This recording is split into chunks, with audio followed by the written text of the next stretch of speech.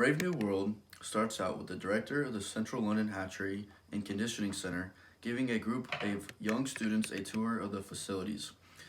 An assembly line creates the embryos using the latest advancements in science to create the newborn babies. The world controller of Western Europe, Mustafa Mond, appears and gives the students a lecture about the way things used to be. Before he called it a utopian world order was established, he explains that the people used to be parents and have children through live births. This existence led to dirty homes with families where emotions got in the way of happiness and stability. The first world reformers tried to change things, but the old government ignored them. War finally ensued, culminating in the use of anthrax bombs after the so-called 9 Years' War. The world suffered through an economic crisis. Exhausted by their disastrous living conditions, people finally allowed the world reformers to seize control. The reformers soon eradicated religion, monogamy, and the most other individualistic traits, and they stabilized society with the introduction of the caste system and the use of soma. Bernard Marx is introduced as a short, dark-haired alpha who is believed to have accidentally received a dose of alcohol as a fetus on the assembly line. His co-workers dislike him and talk about his derogatory terms. Bernard has a crush on Lenina Crown, another alpha, and she informs the reader that he asked her to go to him with the Savage Reservation several weeks earlier. Lenina has been dating Henry Foster for the past several months, but since long-term relationships are discouraged in this new society, she agrees to go with Bernard Marx to the reservation. Bernard goes to Tomakin, the director of the center, and gets the director's signature to enter the reservation. The director tells a story about how he went there 25 years earlier with a woman. During a storm, she became lost, and circumstances forced him to leave her there. The director then realizes he should not have told Bernard the story and defensively begins to yell at him. Bernard leaves unruffled and goes to talk to his good friend Helmholtz about this meeting with the director. Helmholtz is an intellectual, superior alpha who has become disillusioned with this society. He's tired of his work, which consists of writing slogans and statements to inspire people. Later, Bernard flies with Lenina to the Savage Reservation.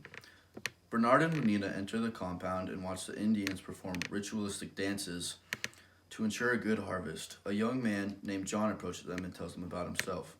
He was born to a woman named Linda who had been left on the reservation nearly 25 years earlier. John is anxious to learn about the utopian world. Linda turns out to be the woman that the director took to the reservation and left there.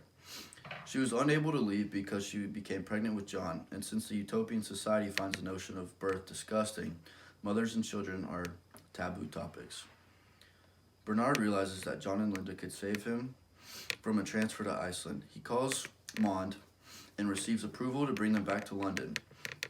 When Bernard finally returns, he has to meet with the director in public.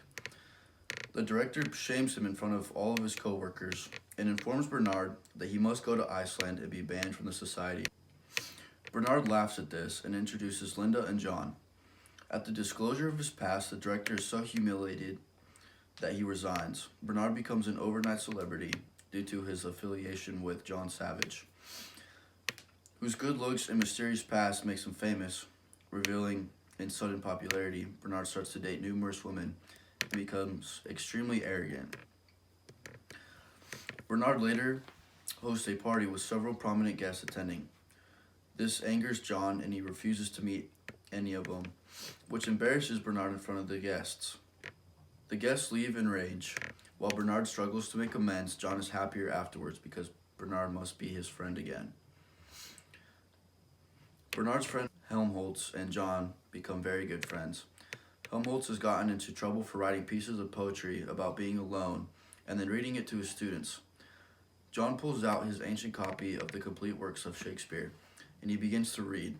The fiery passion of the language overwhelms Helmholtz, who realizes that this is what he's been trying to write. Later in the story, Lenita develops a crush on John, and she finally decides to go see him. After a few minutes, he tells her that he loves her. Lenina is very happy to hear this, and a phone call erupts John and he rushes off. John rushes to the hospital where Linda has finally succumbed to taking too much soma. While he tries to visit her, a large group of identical twins arrive for their death conditioning. They notice Linda and comment how ugly she is. John furiously throws them away from her. After the hospital, John and Mond engage in a long debate over why the society must have its current structure. John is upset by the regulation and banning of history, religion, and science. Mond tells him that the society design maximizes each person's happiness. History, religion, and science only serve to create emotions that destabilize the society that leads to unhappiness. Later, Mond sends Bernard and Helmholtz away to an island but refuses to allow John to leave. He tells John that he wants to continue the experiment a little bit longer. John runs away from London to an abandoned lighthouse on the outskirts of the city, where he sets up a small garden and builds bow and arrows. To alleviate his guilty conscience over Linda's death, John makes a whip and hits himself with it. Some people see this, and within a couple days, reporters eventually will show up to interview him. He manages to scare most of them away. However, one man catches John beating himself and films the entire event. Within a day, hundreds of helicopters arrive, carrying people who want to see him beat himself. John cannot escape. Lenina and Henry Foster arrive, and when John sees Lenina, he starts to beat her with the whip. The crowd soon begins to chant Orgy Porgy, a sensual hymn used to generate a feeling of oneness. John loses himself within the crowd and wakes up the next day and takes soma. And engaging in the sensual dance of the hymn, he is overwhelmed with guilt and self-hatred. That evening, he is found dead in the lighthouse as he hung himself from an archway. In this novel, there are many critical and important events. First off, the book opens up in a London hatchery. This allows the reader to understand how the society lives by showing how babies are created in a factory. This also shows how the humans interact with each other. Next, we, the reader, is introduced to how the government controls its citizens with a drug called soma. This first introduction is important to the story as it explains how the drug is used to control its citizens, and we see it being used with Bernard and Lenina. Another important part we see in the story is the introduction of the reservation. This shows the reader that there is a portion of society that doesn't want to be a part of the new world and are living like regular humans, but the new society refers to them as savages. John is brought back to the new society from the reservation and becomes popular for his difference in his actions. Eventually, he submits to the actions of the new world, and he cannot stand how he changed into it when he said he would not. At the end of the book, he kills himself because he cannot live with his shame and guilt. The main characters we see in the story are Bernard Marx, John the Savage, Mustafa Mond, Helmholtz Watson, and Lenina Crow. A background of the author, Aldous Huxley, was born July 26, 1894, and he died on November 22, 1963. He was an English writer and philosopher. He wrote nearly 50 books, but not all were novels. He also wrote nonfiction works as well. He was born into a prominent family. He graduated college with an undergraduate degree in English literature. Early in his career, he published short stories and poetry, and he also edited the literary magazine Oxford Poetry.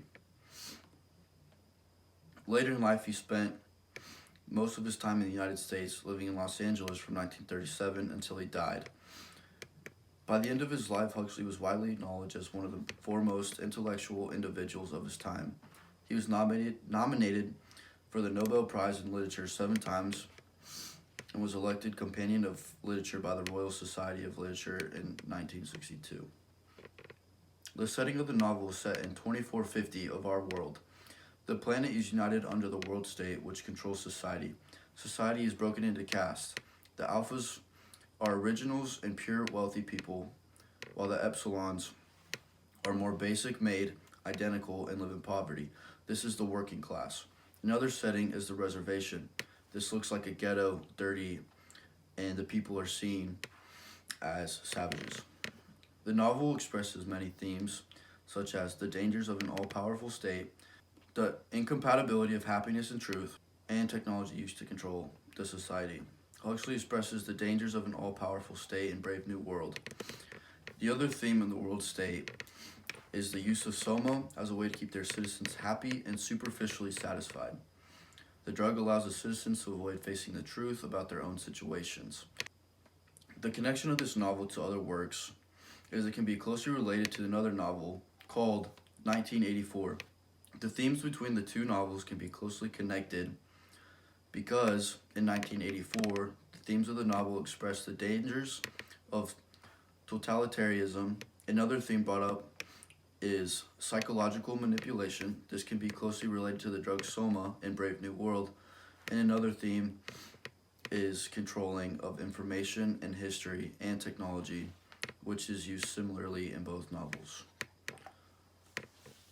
That concludes the Crash Course video.